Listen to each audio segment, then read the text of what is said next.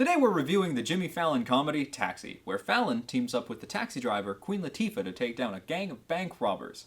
Grady, this movie is awesome. I can definitely understand why this is one of your favorites. Ryan, we're reviewing Taxi Driver, starring Robert De Niro, directed by Scorsese, 1976. Right. Did you watch the wrong movie?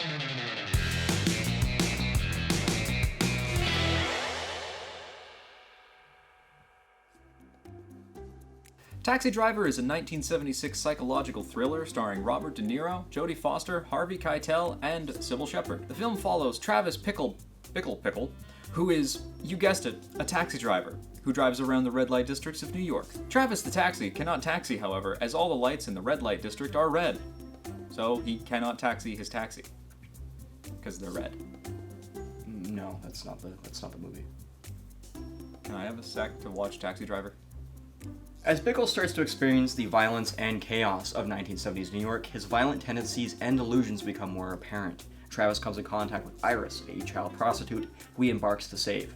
Taxi Driver is a violent, dark nightmare. The city itself, as shown in the film, seems to represent Travis's mental state.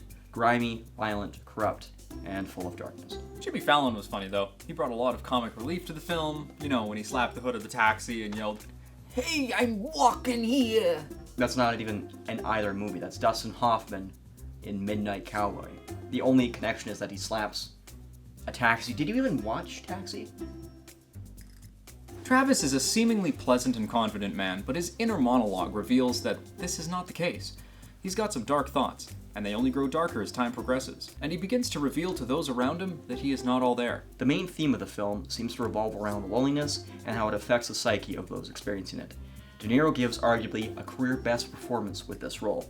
You truly believe you're witnessing a very disturbed and violent man ready to explode at a moment's notice. He was fresh off his Oscar win for The Godfather Part 2 and was so dedicated to the role of Travis Bickle that he worked as a taxi driver for 1 month. That's not even mentioning 12-year-old Jodie Foster playing Iris. In a role that showed off her potential talent at such a young age, Foster plays Iris as naive and seemingly broken by her experiences of sexual abuse. Keitel played a vile character so innocently that I really have to appreciate the casting. His role was short compared to the others in the film, but his portrayal of the character was tremendous. He truly made my skin crawl.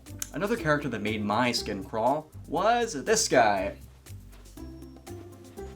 Played by Martin Scorsese, who we haven't even mentioned yet. Scorsese's direction for not only the actors, but the overall tone of the film is sublime. The film, as mentioned before, feels like a nightmare, like you're in between sleeping and consciousness. His mastery of this specific tone, along with his exceptional compositions and dynamic camera movement, bring life to the film that's already brimming with it. Here's a quick spoiler warning. You can skip to the time code on screen to avoid anything you may not want to hear. So here we go.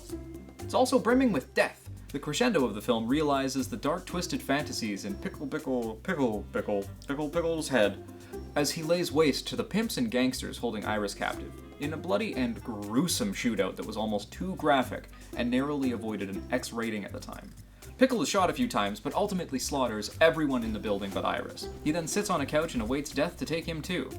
But does it? It seems to be open to interpretation, though I definitely believe that what is shown on screen is what happened in the aftermath, though it may be through delusional, rose-tinted lenses. The special effects shown in the bloody shootout are incredibly graphic but expertly crafted. For the gunshots shown in the face and Travis's neck, fishing line was used in conjunction with faked skin filled with blood. Once cued, the special effects operator would pull the fishing line, causing blood to pour out. It's a very effective effect. Overall, I adore this movie. Its darkness, violence, and the worst of humanity. I could talk about it for hours and hours. I'm going to give this movie a perfect 5 out of 5 rating. Ryan, what would you give this out of 5? This was a terrific film. It was vile, dark, gritty, and it wasn't afraid to tell the story it wanted to tell. A pickle that can freaking drive. It owned the viscera of the world that it was building, and that's a really brave thing to do. I'd give it a solid 9 out of 10. If you'd like to catch Taxi Driver, it's currently streaming on the Canadian Netflix.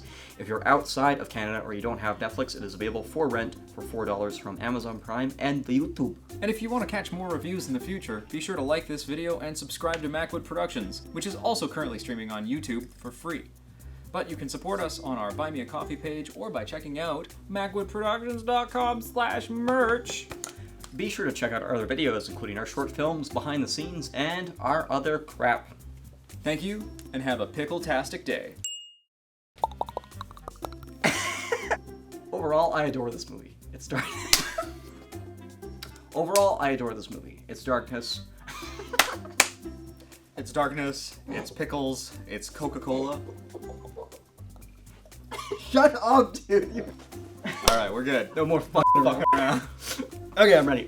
I got this.